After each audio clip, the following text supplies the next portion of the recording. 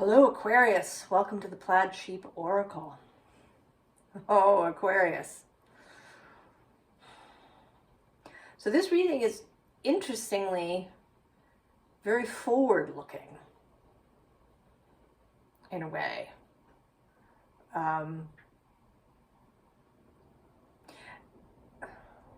So on the 20th of January, in the early part of the 20th, the Sun and Pluto are going to meet. They're going to have an exact conjunction in Capricorn. And then a few hours later, both of them, the Sun moving a little faster and passing by, are going to move into Aquarius. And then Pluto will remain there, turning retrograde, I think on May 1st, ish. Re-entering Capricorn, just half a degree in September, turning direct in October, and then re-entering Aquarius on November 19th. And when that happens, he is there to stay until 2044.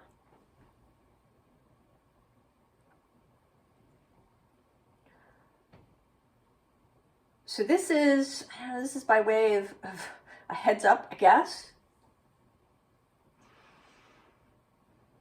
And these readings are beginning to feel more like an exposition of the particular sign's energy. So instead of this reading being for someone with an Aquarius sun or an Aquarius rising or whatever placement, it is the Aquarius energy speaking.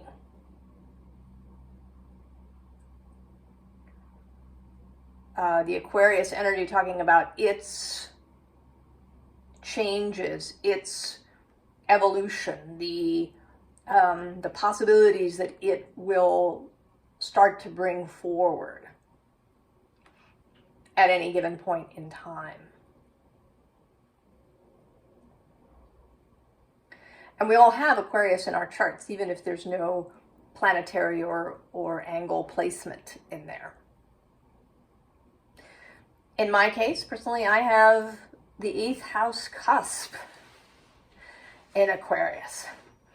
So I am very curious to see where this leads, because Pluto is certainly associated with the 8th house, the house of things that are mysterious, things that are taboo,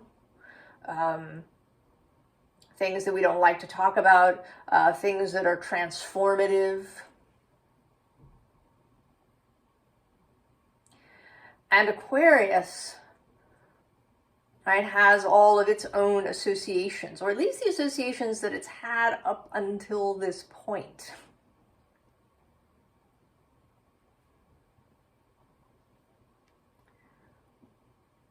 So I think there is a way that as Pluto passes through a sign,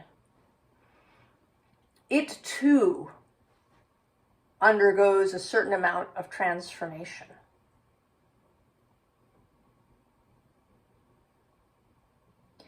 And that may be happening, and it is a long period, right? It's 20 years.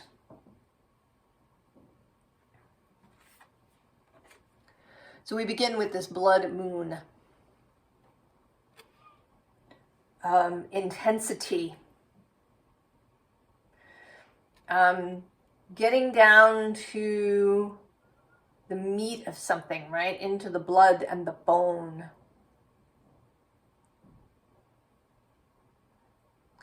No superficiality. The card that at the bottom of this deck is Shadow Work. And actually below that is Dream Weaver.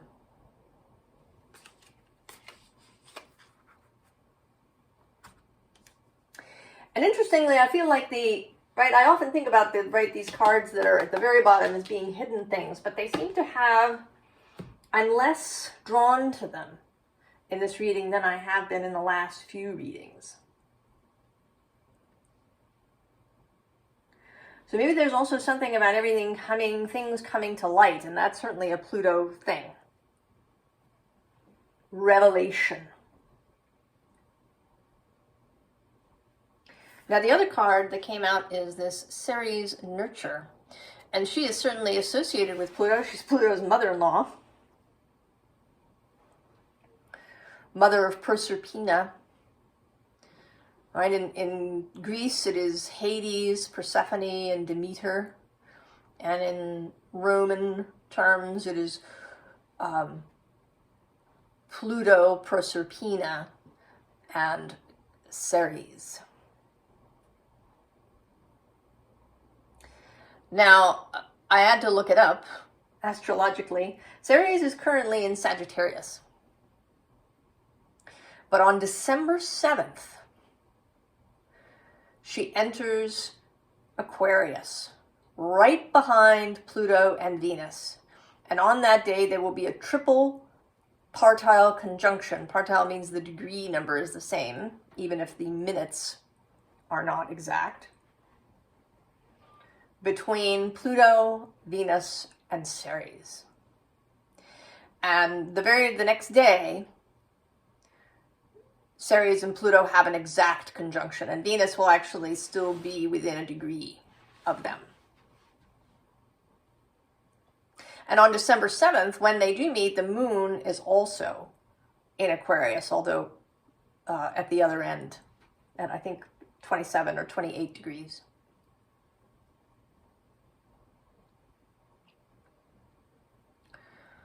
So there is something here. I don't know, right? One could go on for a long time talking about Ceres and Pluto and their relationship and how, what is it really? What was the truth of it? What is the truth of it now? So that is something to consider, and perhaps something that will unfold as the year goes on. And I don't know if something significant is going to happen to those of us here in this collective, to those who watch this particular video. I asked for a little extra clarity about this, and I got 3 cards. I got the Knight of Cups, this 5 of Cups, right, that is about, right, knowing what you have, right, the pursuit of, or the, not even pursuit, the taking in, of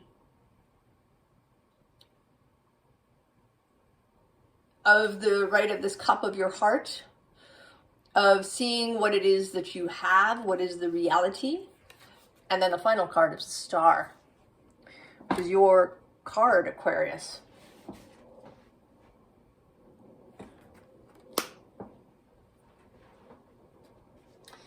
And there are other Aquarian things like this. You got the Love, this multiplicity.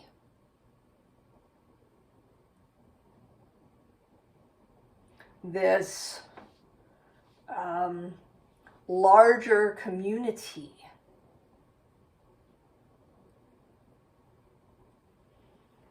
Creating a space where there is both community and individuality.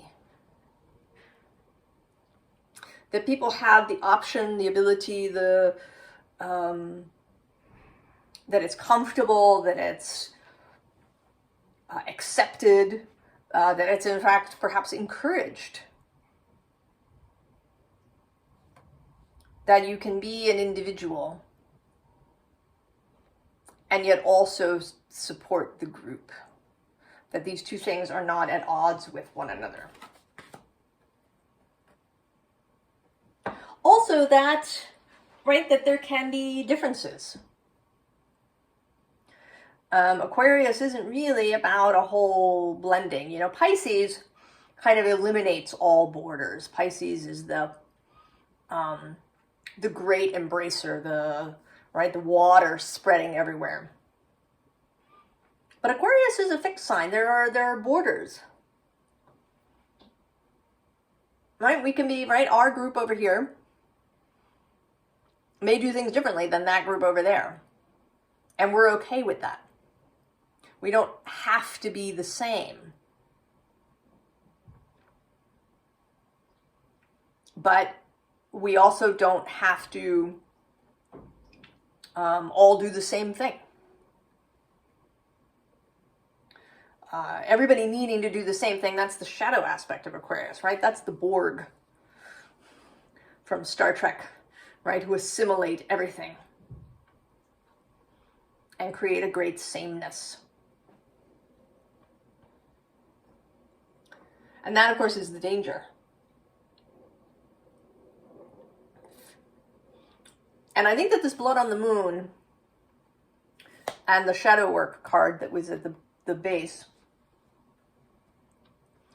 are a kind of warning. To be aware of those shadow aspects of the Aquarius energy. That it can, right, be Borg-like and demand that everybody see the same thing and believe the same thing and do the same thing.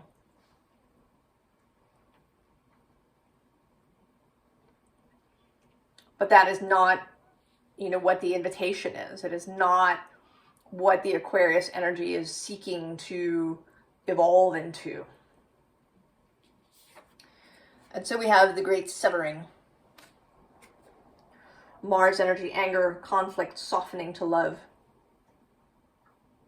So there may be conflict approaching. For all of us who choose to follow this kind of belief system, right? To choose to believe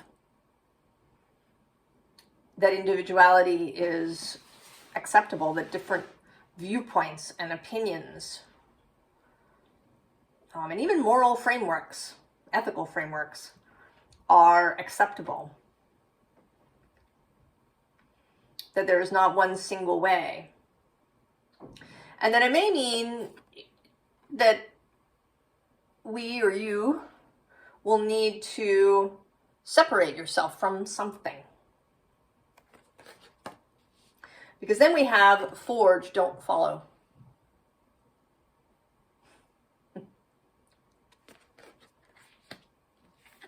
And also the sirens. Use your voice, expansion, freedom. And this card says, pave a new path, be the leader you wish you had.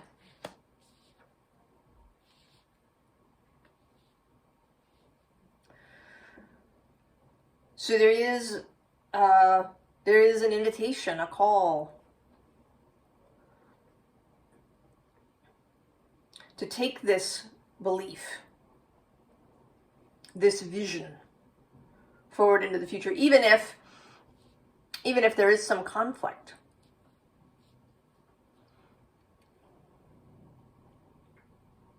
That in fact, right, is kind of at the very root of the thing. Right? The conflict is okay. Right? The disagreement is okay. We don't all have to agree with one another.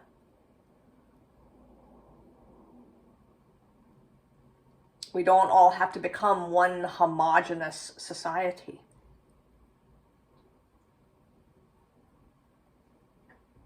And there may be forces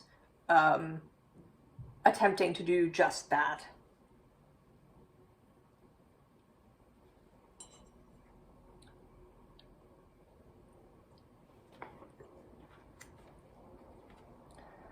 So take up the sword of truth.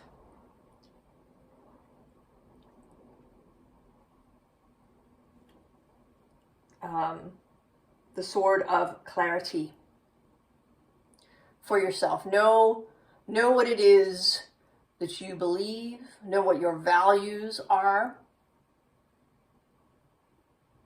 Know, what hill you're willing to stand on and which one you're not. right? Where do you make your stand? And where do you, not get involved? Because you can't be everywhere. You can't be involved in everything.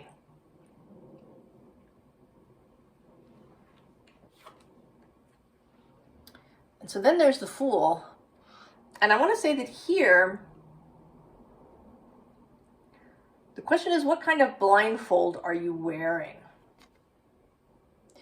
Are you wearing a blindfold so that you can feel the energy, so that you can shut out distractions, so that you can respond to inner and source guidance? Or are you wearing a blindfold so you don't have to see stuff? All right, are you hiding?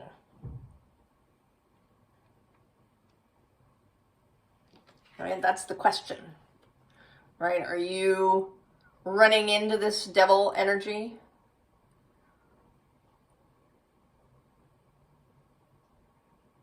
Right, this will character who isn't acting.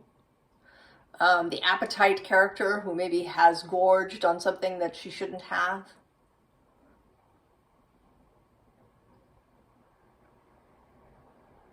Right? Are you wearing the blindfold so that you can feel this and turn away from it? Or are you hiding from things?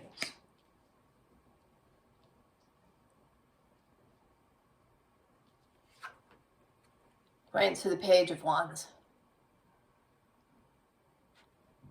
Taking your flame out into the world and seeing who wants to follow you. You're not there to force anybody. You're just there to share your perspective. And anybody that is ready to, that agrees with you, will come along. Right? This is creation of union. Creation of a solid foundation. But also this isn't, right, the Four of Wands is not a foundation made of stone. Right? Staffs are movable. Wands are movable. They are flexible. Your foundation is flexible.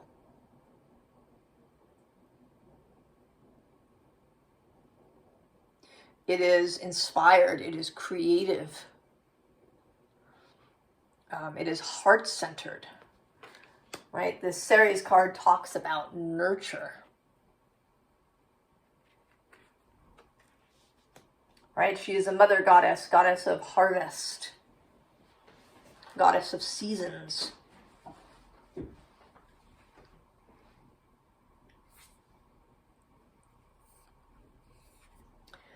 Now this says love forgives distance, but I'm more attracted to the idea that this dragonfly is flying. So it's like you've released something. And in fact, I'm going to say that we, right, and there's two individuals here, that we have released something. When we take our torch out into the world and we say what we believe to be true, we talk about how we want to live, what we would like to see for the world, that we would like to see diversity and different ways of doing things and being, that we don't want to create a homogeneous space because nature thrives in diversity, that we're not wedded, fixed to anything forever and ever, that we have flexibility of mind, that we'll listen, right? I mean, we could even change our mind about something if we run into new information.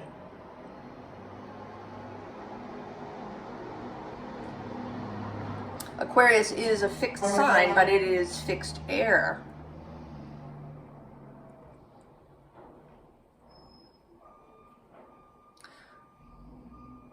So when we do that, we release, right? We release this dragonfly into the environment. You know, it's kind of like we don't have to talk to everybody in the group, right? If we think that there's, you know, beyond the trees, there's a whole group of people, we don't have to go there and speak to each one. This energetic thing that we have created through our thoughts, through our actions, through our vision, will fly out there and be visible to those other people, will touch those other people without our active, you know, sort of physical participation.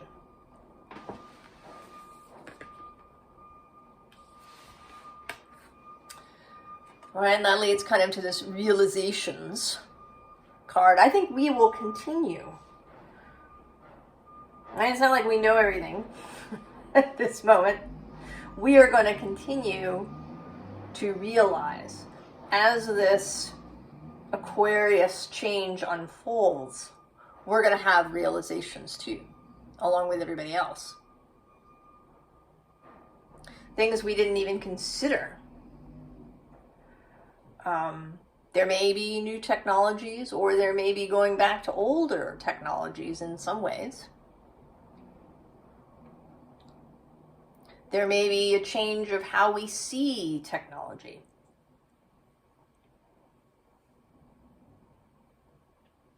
Of how we see community, of how we see government. You know, I actually associate government with Aquarius, not Capricorn. I associate Capricorn with financial institutions, right? Or any part of the government that has to do with things, with earthly, real earthly concerns. But government as an idea, I see as Aquarius, right? Because Aquarius is all those communal organizations, you know, everything from, you know, the local lodge or club, right, to government. Because government is essentially people, right? We tend to think of it as an entity that's over there, made up of, you know, those people. But we are, right? We make up the government too. Because we make up the citizenry, the society. We are all involved. At least energetically. And maybe otherwise.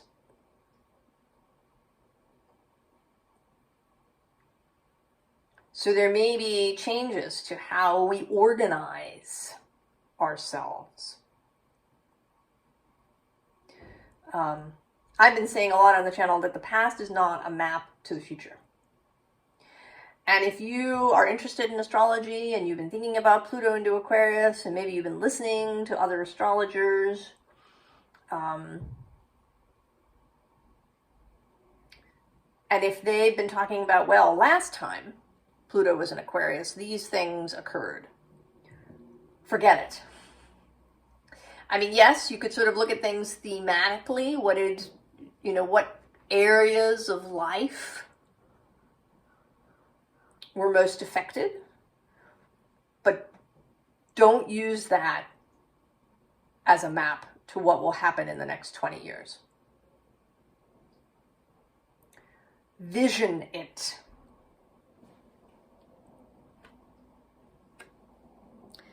There are others like you, like us. So I think there is going to be a greater gathering. And possibly in many different ways. But in person. At least I hope so, in person.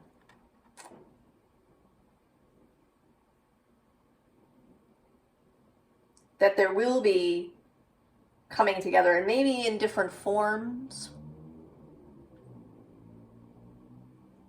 in different ways. I feel like I don't even want to make, right, I don't want to make any sort of real prediction here. I want each of us to have our right to envision what it is that we would like to see. Because we may all have different ideas about things. And it's going to be, right, fitting all of that in together. Learning, you know, how things can overlap. And then what things are separate.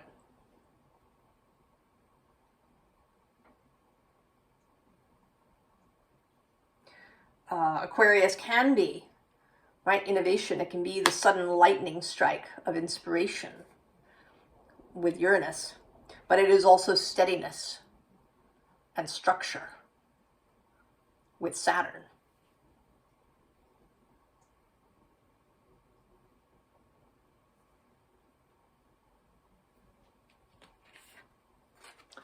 Then we have this bear spirit healing.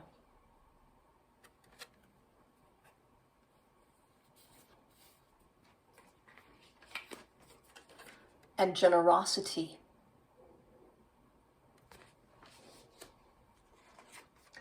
And enlightenment. And actually below this, trust.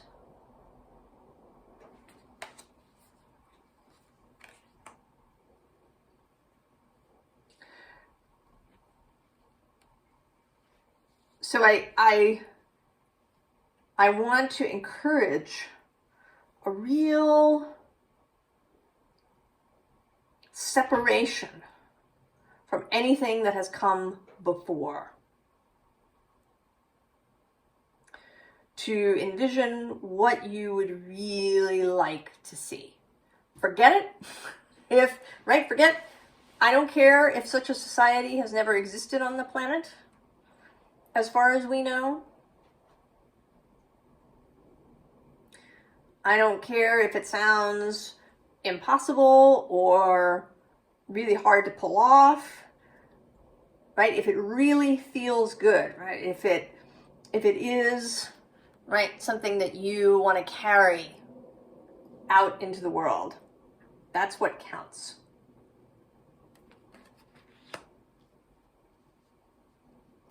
And I think if we hold that and we are in alignment to it, and we do it in an open-hearted, wholehearted way, there will be a path for these things to work together.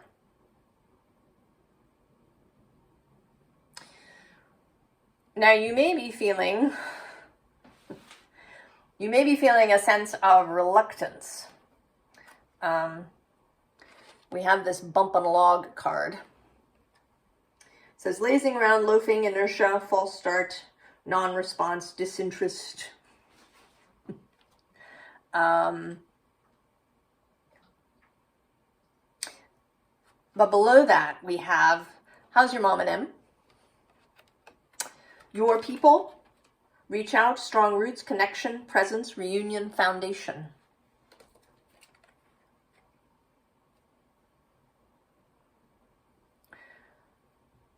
So you may not, right, you may not really be feeling this inspiration yet.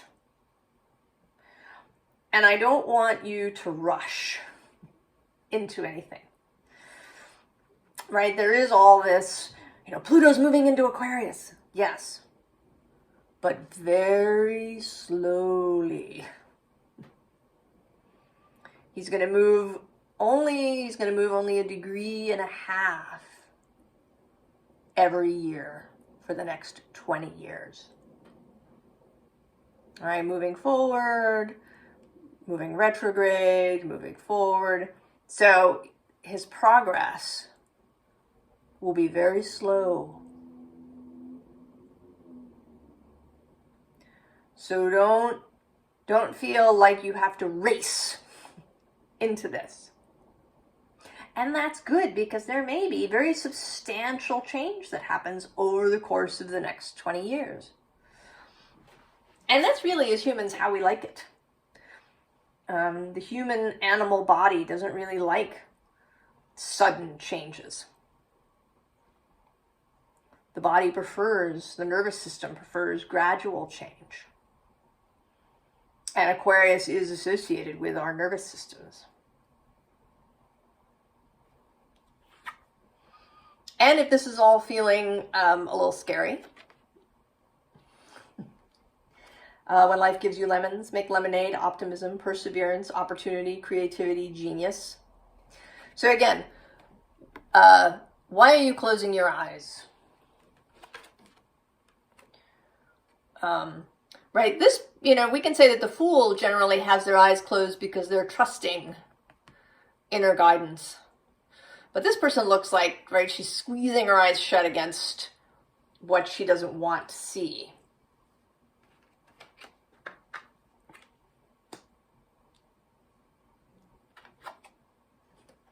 So then we have bless your heart.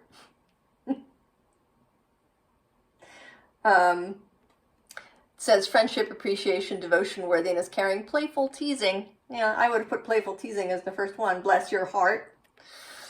But heart, yes. And then honey child. Abundance, fertility, belief, succor, growth, warmth, beginnings in your prime. And again, this sense of a process, as pregnancy is a process. So this is going to be a process of Pluto moving through Aquarius. And by extension, there will be an association with the other fixed signs particularly, who will be opposed or squared. Taurus and Scorpio are squared, and Leo opposed by Pluto's transit through Aquarius.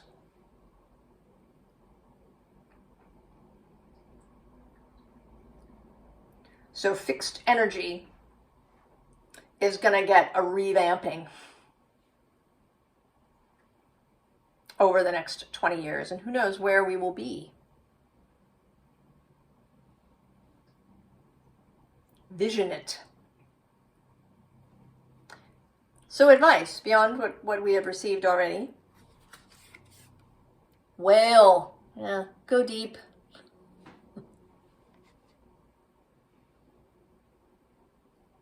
Go deep and sing your song. Those who are in tune with you, who are in harmony with you, will hear. Right? They'll join your pod. Or you will join theirs when you hear their song. And below that we have the Magician. And actually also Temperance and the World. Creation. The slow process. The alchemical process, the balanced approach to changing the world.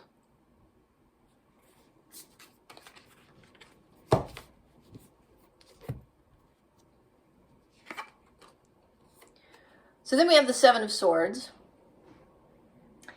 And I want to say this is actually taking care about how you speak and who you speak to, how you share these ideas. Right? You're not meant to go and perhaps stand up on a soapbox in the town square demanding that everybody listen to you. You don't have to convince, your brother or your aunt or whoever it is. Be wise. Be strategic. Be smart. Maybe even a little crafty with the fox here about how you share. And again, take it easy. The Moon, be comfortable with uncertainty. Enjoy the unfolding. Right? This vision that you're creating, I'm going to say, is not super detailed. You're not trying to work out every last bit of them. Right? What you want is, kind of a general outline of what you would like to see. Because you also don't really know what will work and what won't work necessarily in a given situation. And what works over here in this group might unfold differently over here. So enjoy how it unfolds. Enjoy how something might change. How somebody, right, you encounter, you share an idea, and they add something marvelous to it. Enjoy that. Enjoy waiting to see what happens. Enjoy being surprised. Son of Pentacles, not surprised to see him. You're in it for the long haul. You're in it for the long haul.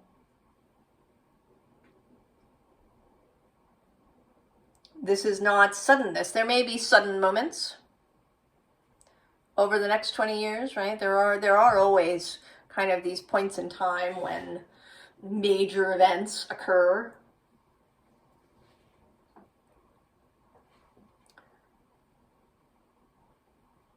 But you're in it for the long haul. Steady. Commitment. Responsibility.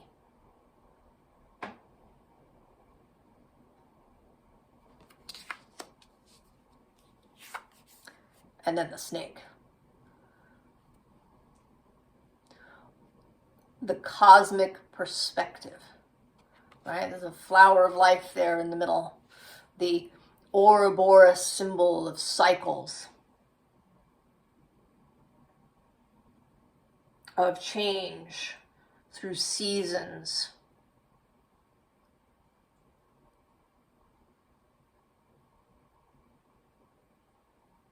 Keep the cosmic perspective always available.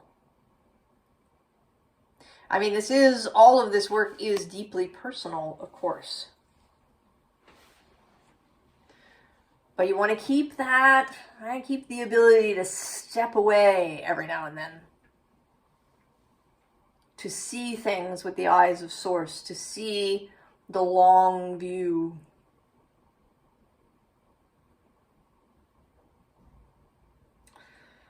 Oh, Aquarius.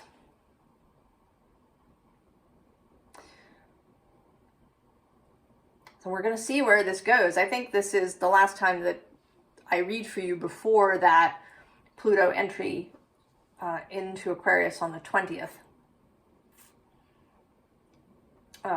It's not certain. I begin a new round on the 11th on the new moon in Capricorn. But it may be that I won't get to your sign until after the 20th.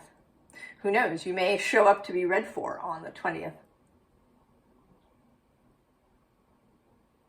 So this, I think, is a heads up here at the beginning of the year to begin this process for yourself. Whoever you are, whether you have Aquarius placements or not, to know that, right, that this process is about to begin.